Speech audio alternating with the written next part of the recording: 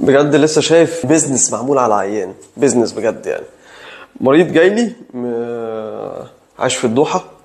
فالمهم ايه، الراجل عنده شوية زوائد عظمية على الفقرات العنقية. يعني ايه زوائد عظمية على الفقرات العنقية؟ ادي الفقرات العنقية اهي اهي، وعنده شوية زوائد عظمية قدام هنا، فساعات بتبقى لمساله العصب كده شوية، بتعمله التهابات في الأعصاب ماشي. فبيحس ساعات ان هو ايه، ايدي وجعة شوية، تنميل في كف ايده ووجع في الكتف.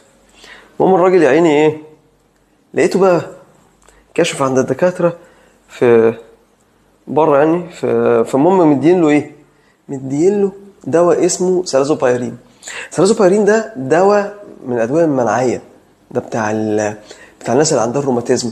وقالوا له ان انت عندك تصلب في العمود الفقري، وعندك التهاب في الاعصاب، وعندك روماتيزم.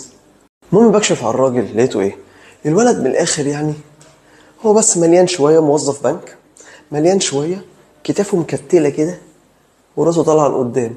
كل المشكله اللي عنده ان لما بيرفع ايده اليمين بيرفعها كده هو للاخر، وبيقول لي عندي وجع هنا. قلت له بعدين؟ قال لي وكان عندي وجع في ركبي، خدت له حقنه مسكن واحده من شهر وبقيت كويس. الله، بس انا بقالي 3 شهور ماشي على ايه، العلاج المناعي ده، وموصوف لي حقنه اسمها هيوميرا. والناس اللي عارفه الهيوميرا ده علاج بيولوجي، الناس اللي عارفه الهيوميرا دي حقنه غاليه جدا جدا جدا، ويعني ما بتتوصفش لحالات معينه قوي، ناس بقى عندها امراض مناعيه قويه جدا جدا جدا مش عارفين نسيطر عليها بالادويه المناعيه العاديه.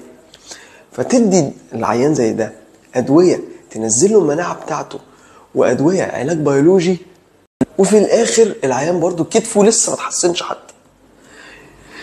الولد يا ولدانم قدامي هنا، ها، ظبطت له فقره في رقبته تك، اديته ابره في كتفه تك، قال لي انا الحمد لله 70% احسن.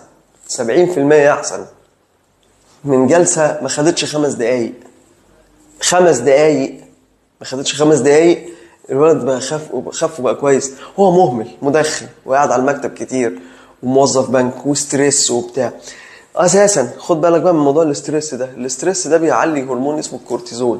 الكورتيزول ده بيعمل حاجه اسمها بافلو هامب، الحته دي تدخن عندك كده وتكتل وعضلات دي تشد وتبقى عامل كده اهو، وجلدك يضعف ويحصل ستريتش ماركس كتير واوجاع في الجسم كله وديستربنس في النوم وقله، والنوم يبقى بايظ معاك شويه. فانت كل ده بيحصل اعراض عشان الكورتيزول عالي، وهو الاستريس هرمون. الهرمون بتاع الاستريس عالي فحصل. ولكن ده مش بالضروري ان هو مشاكله في العظم نفسه، لا، الراجل محتاج بس ان عضلاته تقوى شويه. الولد محتاج بس ان هو يتمرن، ياكل صح، ينام بدري، والحاجات الكليشيه اللي انت بالنسبه لك سامعها، اللي هو ايوه ايوه النصائح العامه، اللي النصائح العامه دي بتجيب، بجد بتجيب، بجد بتجيب. لان هو مفيش، الولد بعمل له حركتين طق الولد فك بقى زي الفل 100 100. فبصراحه في كده يعني زي منشآت طبية كده تخش تتاكل من أولك لآخرك. عيال واقفة بره وبتاع وإيجارات مدفوعة وتكييفات شغالة، فأنت لازم كل ده لازم يدفع له. فمن الآخر يعني تعالى بقى تحاليل وأشعاعات ورنين وسي تي وبتاع، والواد كويس مفيش حاجة. سبحان الله، هوب ركب الصاروخ وخد أدوية. الأدوية دي بتعلي انزيمات الكبد عشان تبقى فاهم، الأدوية دي سامة بجد سامة. بعد إذنك أما يبقى عندك أعراض زي دي، أبوس إيديكم يا جماعة والنبي والنبي أبوس إيديكم، روحوا لدكتور علاج طبيعي. والله العظيم مفيش الاشتغالات دي، بجد مفيش الاشتغالات الكمية دي بجد يعني. بجد يعني أنا بشوف إن اتجاهك لدكتور العلاج الطبيعي بجد انه يشوف لك مشكله لوكال زي هنا ويفك لك الالتهاب كده ويعدل لك فقره، وبعدين بنبص على العيان كله. ومش لازم نبص على ان الاشعه، ما هو عنده زوائد عظميه في رقبته، الاشعه فيها زوائد عظميه ماشي، بس انا عملت مليون اشعه، لو عملت مليون اشعه لمليون واحد منكم هتلاقوا كل الناس عندها زوائد عظميه وما عندهاش مشاكل، مفيش مشاكل. ولكن انت بتخش هوب زبون تك تك تك تك تركب الصاروخ. فبعد اذنكم خلوا بالكم وخدوا رأي كذا دكتور، مش رأي اول دكتور هو اللي يمشي. بلاش الغلطة دي، بلاش الغلطة دي. مش بتكلم ان احنا انبياء كدكاتره، بس انا بتكلم ان الخطا الطبي وارد.